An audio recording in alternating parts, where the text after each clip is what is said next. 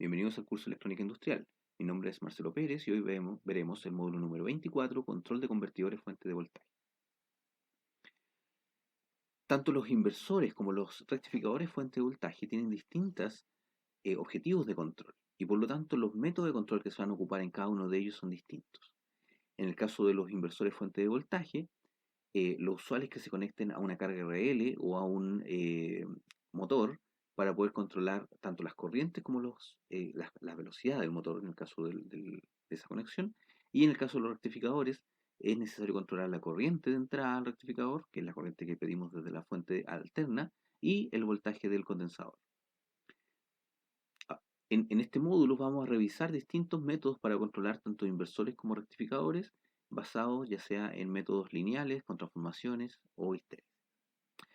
Primero vamos a ver los inversores. En los casos de los inversores podemos utilizar no utilizar los lazos abiertos, sin control.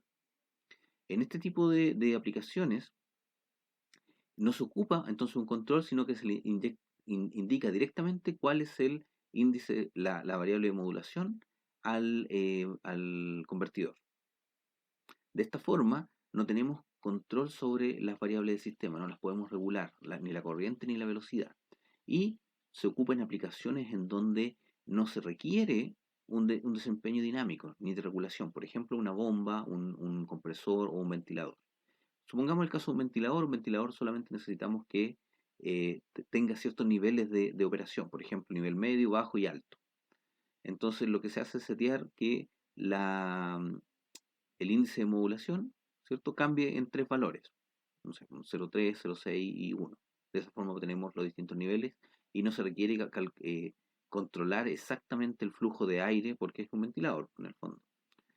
Eh, pero son aplicaciones muy específicas. Antes de ir a los controladores de verdad, vamos a indicar un pequeño restricción que tienen en este caso los controladores, y es que en los inversores y rectificadores usualmente no se ocupa un controlador PI lineal para controlar las corrientes. ¿Por qué? Porque las corrientes son alternas. Entonces, cuando las corrientes son alternas, el controlador PI genera un error en estado estacionario. No puede hacer un seguimiento perfecto de una señal alterna. Además, si encontramos alguna forma de compensar este error, el problema en los motores, ¿cierto? Cuando controlamos un motor es que nosotros queremos variar la velocidad del motor. Y por lo tanto, al variar esa velocidad, la posible compensación que hagamos para evitar el error estado estacionario se va a perder, porque vamos a ir a otro punto de operación. Por lo tanto, en términos generales, para controlar la corriente, no se ocupan controladores PI lineales. Sí se ocupan para controlar el voltaje o la velocidad, que son variables continuas. La primera método de control que vamos a ver para los inversores es el método de control por histéresis. En este caso, la histéresis genera corrientes que van directamente a los pulsos de disparo del inversor. Es decir, no requiere modulación. Y funciona midiendo la corriente de salida, comparando con la referencia. Esta referencia tiene que ser una señal alterna, como la que se muestra en esta figura. Y la banda de histéresis entonces se va a comparar con el error y va a generar los pulsos de disparo para encender y apagar los dispositivos del inversor. Eh, Como pueden ver acá, la histéresis, entonces, la banda de histéresis, la corriente se va a mantener siempre dentro de la banda de histéresis y va a generar entonces los pulsos de disparo. Aquí está un poco escalada la banda de histéresis para que se pueda apreciar el efecto. Usualmente la banda de histéresis es un porcentaje pequeño de la amplitud de la corriente, de tal forma que se vea una corriente casi sinusoidal. ¿Cuáles son las principales ventajas de la histéresis? Es que es un controlador muy robusto, en particular cuando hayan cambios de referencia o perturbaciones. Eso es porque solamente dependiendo el error que se genere, va a generar la actuación del convertidor. Y en el caso del cambio de referencia, como estamos trabajando con señales alternas, eso se define básicamente como que la referencia está cambiando todo el tiempo. También es simple diseñar porque no requerimos los modelos del sistema, no necesitamos saber la constante de tiempo ni la ganancia del sistema porque el control de histéresis simplemente funciona con el modelo del convertidor. Si necesitamos que la corriente aumente, hay que conectar los interruptores de tal forma que la corriente del convertidor aumente. y viceversa. Es utilizado en aplicaciones altamente no lineales, como los convertidores y inversores rectificadores de electrónica de potencia, y también en sistemas variantes en el tiempo, como son los sistemas alternos, las corrientes alternas de inversores y rectificadores. Por último, una ventaja adicional es que no es necesario hacer un diseño de los inductores para filtro. ¿Por qué? Porque el ripple, cuando se controla por histéresis, el ripple es directamente el ancho banda de la histéresis. El problema es las desventajas que tiene este método, y que la principal de ellas es que tiene una frecuencia de conmutación variable. Esto es porque esta depende de la carga, depende del tipo de carga, de los parámetros de la carga, depende del tipo de topología del convertidor, y aunque sepamos todos esos parámetros, también depende del punto de operación. Si cambiamos el punto de operación, va a cambiar el ripple, va a cambiar la característica dinámica del convertidor y de la carga, y por lo tanto va a cambiar la frecuencia. Esto produce un espectro disperso, es decir, hay componentes de frecuencia a lo largo de todo el espectro de operación del sistema, y cuando hay cargas RL eso en realidad no constituye ningún problema. El problema es cuando tenemos una carga RLC o algún filtro LC que puede tener una frecuencia de resonancia, y tendríamos que evitar que esa frecuencia de resonancia sea activada por el espectro que genera la control por histéresis. Por último, si tenemos una implementación digital, se requiere una alta frecuencia de muestreo para asegurarnos de que el ripple va a estar controlado dentro de la banda de histéresis. Si la frecuencia de muestreo es muy baja, entonces el ripple puede salir de la banda de histéresis. En el caso de los inversores, usualmente cuando se ocupan con un motor, requiere controlar la velocidad. Para eso, este control de velocidad toma la velocidad del motor y genera un error con respecto a la referencia de velocidad, la cual va a un controlador. La salida del controlador tiene que generar la corriente de referencia para el control de corriente interno, que esta vez el que se muestra en esta figura es un control de histéresis. Ahora, ¿cómo se genera ese controlador de velocidad? Para hacerlo necesitamos el modelo de la máquina. Necesitamos saber cómo se comporta la velocidad con respecto al torque y al flujo magnético, y de esa forma poder asociar algún tipo de modelo o de controlador que nos genere la corriente de salida. Además, esa corriente tiene, como ya les mencioné, tiene que ser alterna, por lo tanto, algún tipo de conversión de voltajes alternos o de velocidades de señales discontinuas a señales alternas tiene que ser implementado acá dentro. Como en esta unidad no vamos a ver los modelos de las máquinas, no nos vamos a enfocar en el control de máquinas, de velocidad, pero sí nos vamos a enfocar en el control de la corriente. Comercialmente hablando, existen dos métodos de control de, de velocidad. Tenemos cuando tenemos sistemas trifásicos. En particular, es lo que se muestra acá, es un control por histéresis trifásico, en donde se ocupa una histéresis por fase, es decir, cada histéresis genera el pulso de disparo para cada una de las fases, para la fase SA, para el pulso de disparo SA, SB y SC. Ahora, para generar las entradas de esos pulsos, de esas señales de histéresis, de esos bloques de histéresis, necesitamos medir las corrientes y generar y restarle esas corrientes a las referencias. Eso impone una restricción a la referencia de corriente. ¿Por qué? Porque las corrientes medidas van a sumar cero, debido a que eh, la ecuación de Kirchhoff en la salida va a hacer que la suma de las tres corrientes sea cero. Entonces, las referencias que se generen, que vienen del control de velocidad, tienen que también cumplir con esa restricción, tienen que sumar cero, tienen que ser simétricas. O si no, vamos a tratar de forzar que el control por histéresis va a tratar de forzar una corriente que físicamente el sistema no va a poder llegar. ¿Ya? Es por eso que a veces se ocupa una transformada rotatoria, de tal forma de que las referencias que se generen sean simétricas. Y eso también nos ayuda a que lo que está antes de la coordenada transitoria, que son las corrientes de E, Q y la velocidad, puedan generarse en forma continua. Es decir, se conecta a un PI lineal para controlar la velocidad. Eso nos da la corriente D o la corriente Q, ¿cierto? Que es la que está asociada al torque, dependiendo del modelo que se ocupe de la máquina, puede ser una u otra. Y la otra componente de corriente está asociada al flujo magnético. De esa forma, tanto el flujo como el torque se manejan de forma independiente. Este método de control comercialmente se llama control directo de torque, o DTC, por sus siglas en inglés. Y es comercializado por la marca, por la fabricante ABB. Como ya vemos de la histéresis, este tipo de controlador no requiere los parámetros del motor, porque como funciona con histéresis, solamente necesita saber si tiene que subir la corriente o bajar la corriente.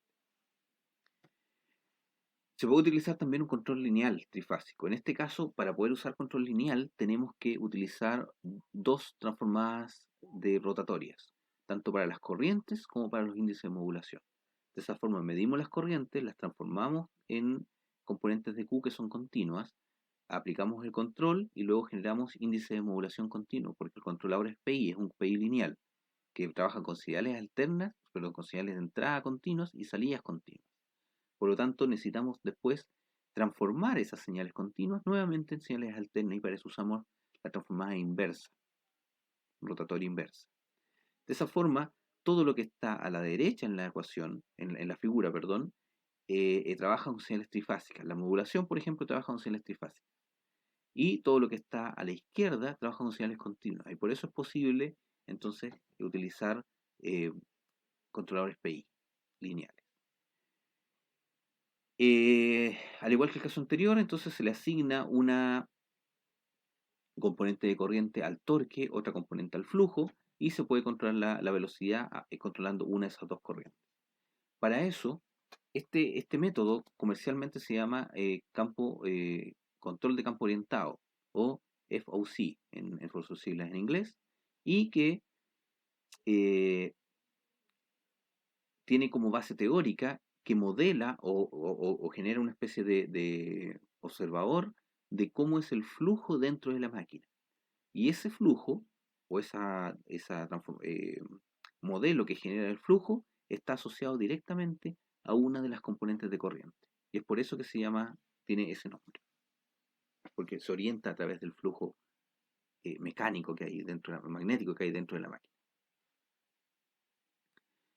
Para el caso de los rectificadores de fuente de voltaje, les repito, tenemos que tener en consideración que en los rectificadores hay que controlar tanto las corrientes alternas como el voltaje continuo. Es necesario controlar ambos. No, los rectificadores no pueden operar en lazo abierto, ni tampoco pueden operar controlando solamente la corriente, porque de esa forma el voltaje queda en lazo abierto y podemos generar una referencia de corriente que haga subir mucho el voltaje. La corriente de entrada usualmente se controla la referencia se genera para que esté en fase con el voltaje de entrada. De esa forma el factor de potencia está cercano a 1. ¿Cómo se implementa este controlador? Aquí tenemos un controlador, un rectificador monofásico que está funcionando con un controlador de histéresis de corriente y un controlador lineal para el voltaje de salida, DC. ¿Cómo se implementa?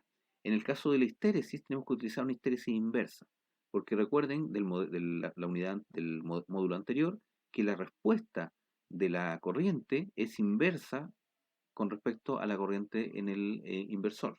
Es decir, aquí si yo conecto el SA es 1, ¿cierto? Se conecta el interruptor, la corriente va a bajar.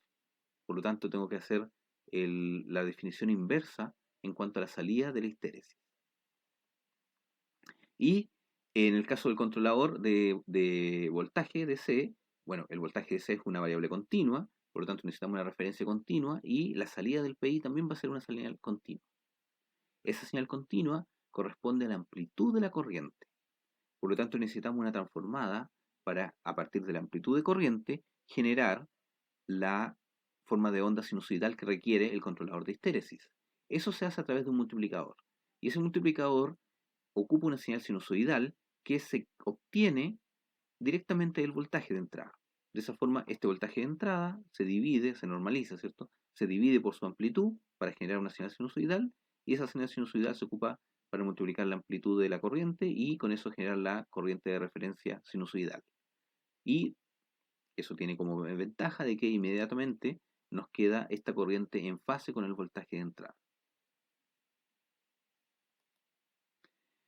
Se puede utilizar también un controlador lineal monofásico, pero es un controlador lineal particular, muy especial.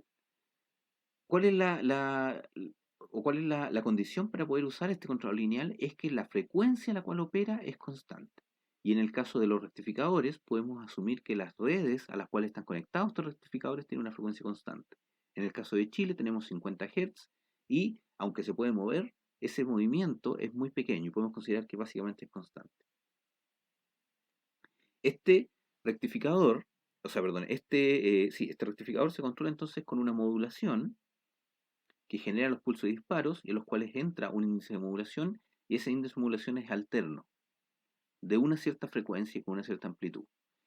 Tenemos un controlador PI que se le llama un controlador PI resonante que permite trabajar a una frecuencia dada y por lo tanto permite que las corrientes de entrada, el error, ¿cierto?, entre la corriente medida y la referencia, que es una señal alterna, se vea reflejada una señal alterna en el índice de modulación. En el lado, para el control de las corrientes, tenemos exactamente, perdón, del voltaje DC, tenemos exactamente lo mismo, o en la medición de una referencia continua, se mide el voltaje de BDC, que también es continuo, se genera a través de un PI la amplitud de la corriente, y eso se multiplica por una señal sinusoidal, que se obtiene del mismo voltaje de entrada. De esa forma tiene factor de potencia unitario, y podemos generar entonces una señal alterna. Ahora, vamos a ver cómo funciona este PI resonante y en qué está basado. Primero, tenemos que darnos cuenta de que el control lineal, el control PI lineal, tiene una ganancia infinita solamente a frecuencia cero. Esta es la expresión del controlador lineal en términos de Laplace, ¿cierto? Y en términos de frecuencia podemos asumir que el S correspondería a J omega, o sea, a la frecuencia. Eh, cuando la frecuencia es cero, ¿cierto? El S es cero y por lo tanto la ganancia es infinita. Y eso se puede ver aquí en el gráfico de frecuencia. En realidad aquí, bueno, tiene un valor y es porque no lo puedo dibujar abierto, pero eh, la, la ganancia en frecuencia cero es infinita. ¿Ya? Eso significa que para poder generar una salida estacionaria, o sea, para generar un índice de modulación M estacionario que permita controlar el sistema, el PI obliga a que la entrada sea cero. Es la única forma, si el error es cero, es la única forma en que esta ganancia infinita nos va a afectar a la salida. ¿Ya? Entonces necesitamos que la ganancia sea infinita para poder controlar señales continuas y que tengan error estacionario cero. Pero ¿qué pasa si a este controlador PI en lugar de trabajar con señales continuas, trabaja con señales alternas, como la que se muestran acá? En ese caso, yo estoy trabajando no en cero, sino en una frecuencia omega cero, aquí por ejemplo. Eso significa que la ganancia que voy a tener no es infinita, sino que tiene un cierto valor.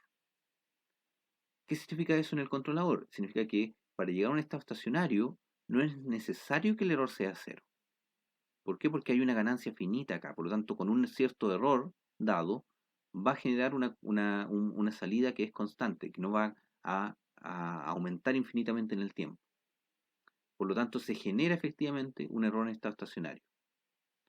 ¿Qué es lo que hace el controlador resonante? El controlador resonante tiene esta estructura, en donde en el denominador tenemos un resonador a una frecuencia omega cero. Eso quiere decir que cuando la frecuencia S, o sea, la frecuencia a la cual opera el controlador resonante, es igual a omega cero, la ganancia se va a hacer infinita.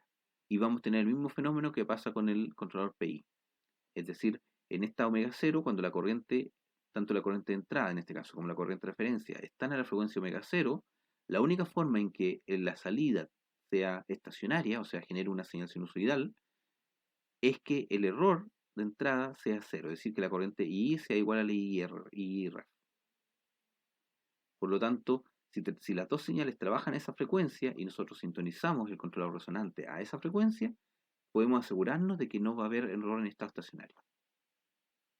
¿Y cómo opera eso en términos de las variables? Bueno, yo hice una simulación en donde utilicé un controlador lineal y un controlador resonante para controlar la corriente de entrada. Y pueden ver que el controlador lineal, si aplico un controlador lineal, tengo un error en estado estacionario. El sistema llega a un estado estacionario, pero la corriente IA no es la corriente IA referencia.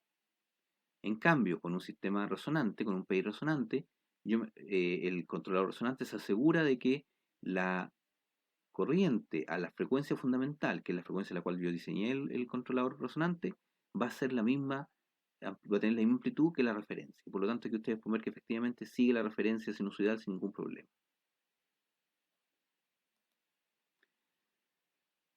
El rectificador también se puede controlar con histéresis. En lugar de un controlador lineal resonante, puede utilizarse con histéresis y para eso podemos utilizar, al igual que el caso del rectificador, tres histéresis, del inversor, perdón, tres histéresis, una por cada fase. En este caso las referencias también tienen que cumplir con que tienen que sumar cero. Y se ocupa una referencia rotatoria. Esta referencia rotatoria, en este caso, las corrientes D y Q están asociadas, la corriente D al voltaje de salida y la corriente Q al factor de potencia de entrada, de tal forma que yo puedo controlar estas dos variables en forma independiente. Puedo controlar cuánta potencia va hacia el sistema condensador carga y por lo tanto usarlo para controlar el voltaje DC y por otro lado puedo usar la corriente Q para controlar el factor de potencia de entrada.